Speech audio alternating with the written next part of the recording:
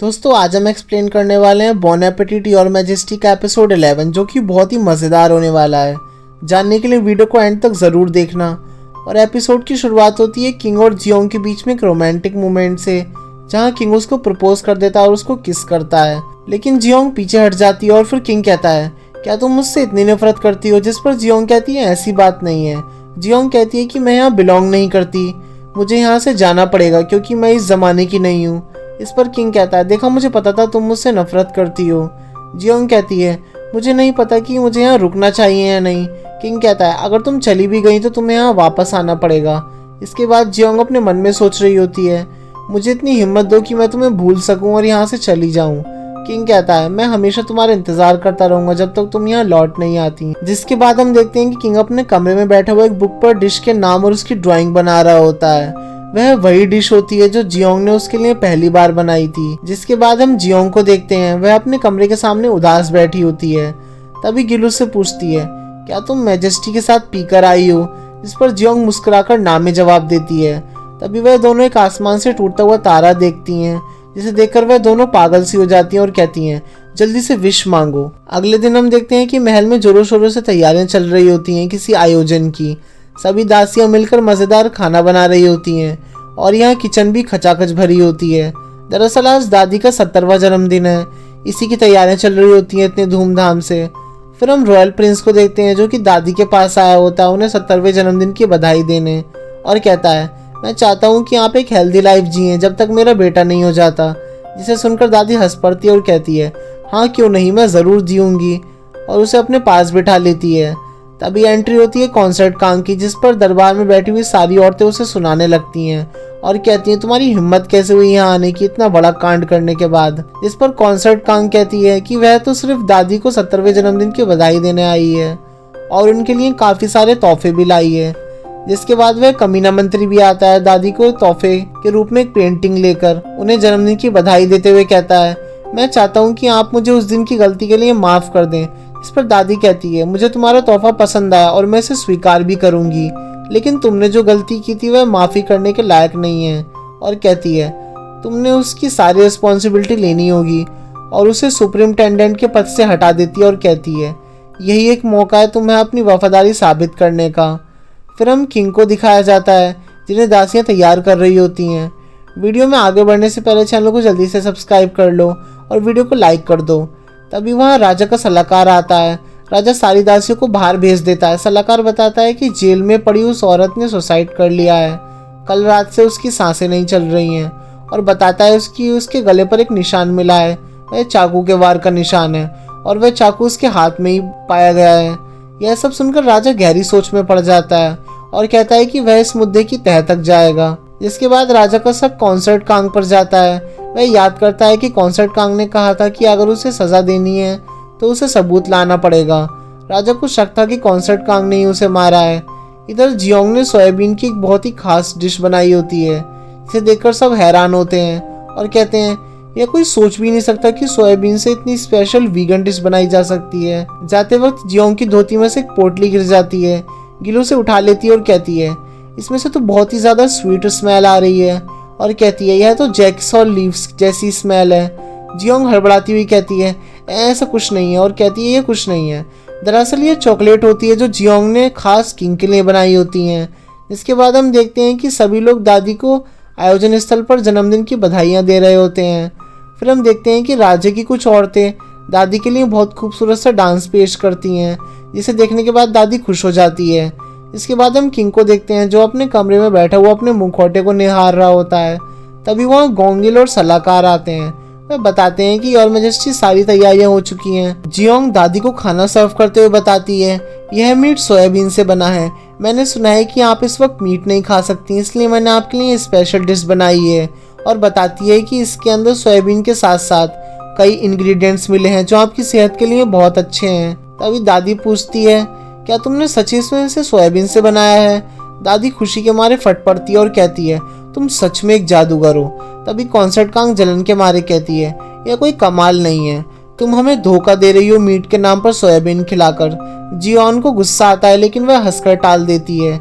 जैसे ही दादी एक चम्मच खाती है वह शॉक्ड हो जाती है और कहती है यह तो बिल्कुल मीट जैसा लग रहा है। जियोंग और उसकी टीममेट बहुत ज़्यादा खुश हो जाते हैं क्योंकि दादी को उनका खाना पसंद आ गया होता है।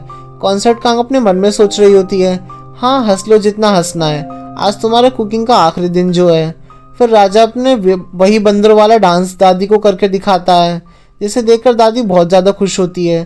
सारे दरबार के लोग राजा की वाहवाही कर रहे होते हैं, जिसे देखकर जियोंग भी काफ़ी खुश हो जाती है। इधर हम एक अजनबी आदमी को देखते हैं। वह 3 औरतों के साथ एक काला डब्बा लिए हुए आता है, जिसे उस कमीने मंत्री ने भेजा होता है। जिसके बाद वह आदमी काला बक्सा राजा को दे देता है। राजा उससे पूछता है इसमें क्या है और उसे खोलकर दिखाने का आदेश देता है। उसके अंदर एक लेटर होता है, जिसके अंदर लिखा था कि राजा की माँ को कैसे मार दिया गया था, और वह बुढ़िया को किंग की नानी बताने लगता है। जब किंग उस बुढ़िया से पूछता है क्या आप मुझे जानती हैं, जिस पर वह बुढ़िया कुछ नहीं कहती और पागलों की तरह हंसने लगती है और इधर उधर घूमने लगती है। फिर राजा अपने मंत्री से वही लेटर पढ़ने को कहता है। उस लेटर में लिखा होता है कि कितनी बेरहमी से उसकी माँ को मार दिया गया था और उसकी नानी की आंखों के आगे, और वह सब कुछ सुनकर इतना टूट जाता है और जोर जोर से रोने लगता है, और वह गुस्से में तलवार निकाल लेता है और दादी की तरफ बढ़ता है। लेकिन तभी जियोंग उसे रोक लेती है और कहती है आप ऐसा बिल्कुल नहीं करेंगे और ऐसा नहीं कर सकते। तभी एक बुढ़ा मंत्री कहता है यह सब झूठ है, लेकिन तभी वह पागल बुढ़िया खून से सना हुआ कपड़ा निकालती है और कहती है यह तुम्हारी माँ का है। किंग यह सुनकर और भी ज्यादा टूट जाता है। किंग कहता है आज मैं सब कुछ सही कर दूंगा। यह सुनकर कमीना मंत्री कॉन्सर्ट कांग बहुत ज्यादा खुश होते हैं क्योंकि सब कुछ उनके प्लान के मुताबिक जा रहा होता है। तभी जियोंग आगे बढ़कर किंग को रोक लेती है। किंग उससे कहता है हट जाओ मेरे सामने से, वरना मैं तुम्हें भी मार डालूंगा। जियोंग पूरे सभा के सामने कॉन्फेस कर देती है, कहती है कि मैं यहाँ से नहीं हटूंगी, आप ऐसा नहीं कर सकते क्योंकि मैं आपसे बहुत प्यार करती हूँ योर मैजेस्टी। यह सुनकर भी किंग नहीं रुकता। जियोंग उसे रोकती है और कहती है आपने मुझसे वादा किया था कि आप ऐसा कुछ नहीं करेंगे और मेरे लिए रोज बिम्बाप भी बनाएंगे। सब राजा के आगे झुक जाते हैं और कहते हैं राजा जी अपनी तलवार घेर दीजिए। लेकिन राजा कहता है कि मुझे माफ करना कुक जियोंग, और कहता है कि जिन्होंने मेरी माँ को मारा है वह बेशर्मी के साथ यहाँ बैठे हुए हैं। आज मैं इनमें से किसी को नहीं छोड़ूंगा, और आदेश देता है कि सारे दरवाजे बंद कर दिए जाएं, कोई भी यहाँ से भागना नहीं चाहिए। तभी जियोंग उसकी नानी को देखती है और कहती है कि वह चॉकलेट खाकर अपने सेंस में आ जाएगी, और उसे चॉकलेट खिलाती है और कहती है इसे खाने के बाद आप मुझे सब कुछ सच सच बताएंगी। बुढ़िया चॉकलेट खा लेती है। इधर किंग कहता है जिसने मेरी माँ को चोट पहुंचाई है आज वह जिंदा नहीं बचेगा, और दादी पर तलवार तान देता है और गर्दन उड़ाने वाला होता है। तभी बुढ़िया नानी बताती है कि आपकी माँ ने जहर खुद पिया था, उसे किसी ने नहीं पिलाया था क्योंकि वह राज्य में शांति और अमन चाहती थी। वह नहीं चाहती थी कि राज्य में लड़ाई हो और आप अपनी तलवार उठाएं। जिसके बाद पूरे राज्य के लोग मर्सी की भीख मांगने लगते हैं। किंग अपनी तलवार गिरा देता है और फूट फूट कर रोने लगता है। वह पूरी तरीके से टूट चुका था और अपने पापा को याद करते हुए कहता है आपने मेरी माँ को क्यों मारा और मुझे इस राज्य का राजा बना दिया। अगर मैं राज्य का राजा नहीं होता तो मुझे यह दिन देखना नहीं पड़ता। जिसके बाद किंग लड़खड़ाते कदमों से वहां से जाने लगता है। यह देखकर कमीना मंत्री कॉन्सर्ट कांग बहुत गुस्से में होते हैं क्योंकि उनका प्लान फेल हो गया होता है। जियोंग किंग के पीछे जा रही होती है। किंग कहता है मुझे अकेला छोड़ दो, तुम मेरा पीछा क्यों कर रही हो। जिसके बाद किंग एक पेड़ को पकड़कर अपने पुराने पल को याद करने लगता है जब उसकी माँ पेड़ से उसकी लंबाई नाप रही थी। वह उस निशान को छूकर बहुत रोता है। थोड़ी देर बाद जियोंग और किंग उस पेड़ के नीचे बैठे बातें कर रहे होते हैं। इधर कमीना मंत्री गुस्सा कर रहा होता है क्योंकि उसका प्लान फेल हो गया होता है। वह कहता है कि हमारे पास अब कोई और ऑप्शन नहीं है कत्लेआम के अलावा, और हमें वह आज रात ही करना होगा। राजा का खास मंत्री यह सब सुन लेता है। तभी वह कमीना मंत्री उसकी गर्दन पर तलवार रख देता है और कहता है अगर तुमने एक शब्द भी अपने मुंह से निकाला तो तुम यहाँ से जिंदा नहीं बच पाओगे। जिस पर खास मंत्री कहता है क्या तुम्हें लगता है कि तुम इन सबसे बचकर निकल जाओगे। वह कमीना मंत्री उस मंत्री को बेहोश कर देता है। इधर दादी सुबह हुए हादसे के बारे में याद करके परेशान होती है और सोच रही होती है जब किंग ने उससे पूछा था क्या उसकी माँ की मौत उसकी वजह से हुई थी। इसके बाद हम जियोंग और किंग को देखते हैं। वह डिस्कस कर रहे होते हैं किसी चीज़ के बारे में। जियोंग कहती है मुझे तो यह सब सोची समझी साजिश लगती है। आज वह आदमी अचानक से कहाँ से टपक गया, और कुछ दिन पहले वह प्रिंस के साथ हुआ हादसा। मुझे तो यह लगता है सब आपको उकसाना चाहते हैं कि आप वायलेंट हो जाएं। किंग कहता है मेरी तो कुछ भी समझ में नहीं आ रहा। किंग उससे पूछता है क्या तुम्हारे पास इसका कोई सॉल्यूशन है। जियोंग कहती है आपको यह मसला दादी के साथ मिलकर सुलझाना होगा। जिसे सुनकर किंग कहता है मैं उनसे आंखें कैसे मिला पाऊंगा। फिर किंग मान जाता है, जिसे सुनकर जियोंग खुश हो जाती है। फिर वह अपने टीममेट के साथ खाना की तैयारी में लग जाती है। जियोंग बताती है कि आज हम राइस नूडल सूप बनाएंगे। सब तैयारी में लग जाते हैं। तभी गिल के हाथ से एक प्लेट टूट जाती है, जिस पर एक साथी कहता है प्लेट का टूटना अपशगुन होता है, शायद कुछ बुरा होने वाला है। जियोंग कहती है ऐसा कुछ नहीं होगा, तुम चिंता मत करो। तभी कई सारे सैनिक जियोंग को चारों तरफ से घेर लेते हैं और उसे बेहोश कर ले जाने वाले होते हैं। तभी एक नकाबपोशी आदमी आता है, उन सब सैनिकों को मारकर जियोंग को वहां से उठा ले जाता है। तभी वहां से एक सैनिक भागता हुआ आता है और राजा को बताता है कि जियोंग को किडनैप कर लिया गया है और उसे फॉरेस्ट में ले गए, और किडनैपिंग की जगह पर उन्हें एक पर्पल टोपी भी मिली होती है। किंग अपने सैनिकों को आदेश देता है कि हम वहां पर अभी जाएंगे, और वह सैनिक जो भागता हुआ आया था वह मुस्कुरा रहा होता है, क्योंकि उसका प्लान कामयाब हो गया होता है। वह यही चाहता था कि किंग उस फॉरेस्ट में जाए और वह उसे मार डाले। वह उस कमीने मंत्री के साथ मिला हुआ होता है। इधर कॉन्सर्ट कांग कहती है आज एक बहुत ही स्पेशल गेस्ट आने वाला है, हमें उसका स्वागत अच्छे से करना होगा। इधर एक अजनबी राजा का जोकर वाला मुखौटा पहनकर दादी के पास आता है तलवार लेकर। दादी को लगता है कि यह किंग है और उनकी तलवार पर लगा खून को देखकर कहती है आखिरकार तुमने वायलेंस ही चुनी और अपनी दादी को मारना चाहते हो। दादी को उसकी बातों से पता लगता है कि यह किंग नहीं बल्कि कोई और ही है, और वह कोई और नहीं, वह कमीना मंत्री होता है। दादी कहती है तो इस सब के पीछे तुम्हारा हाथ है। वह कहती है कि तुम अपने मकसद में कभी कामयाब नहीं हो पाओगे क्योंकि तुम धोखेबाज हो, और वह दादी के सीने में तलवार घुसा देता है। दादी अपने आखिरी शब्दों में कहती है किंग तुम्हें कभी नहीं छोड़ेगा।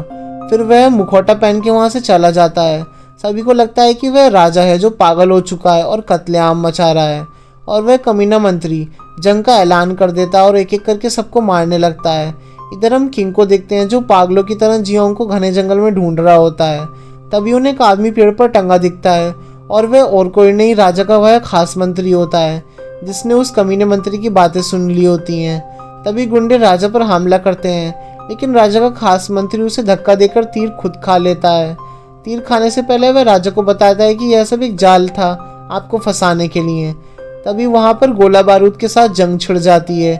इधर हम देखते हैं कि जो नकाबपोशी आदमी जियोंग को लेकर भागा था वह और कोई नहीं बल्कि गोंगिल था, और वह उसकी जान बचाना चाहता था। तभी पीछे से दुश्मन का एक सिपाही आकर जियोंग की टांगों में रस्सी बांध देता है। जियोंग उसके सर पर बंधी लाल पट्टी और तलवार देखकर समझ जाती है कि राजा और पूरा राज्य बहुत ज्यादा खतरे में है। इधर राजा भी लड़ते वक्त जियोंग के बारे में सोच रहा होता है और कहता है तुम्हें मेरे लिए सेफ रहना होगा, और एपिसोड यहीं एंड हो जाता है।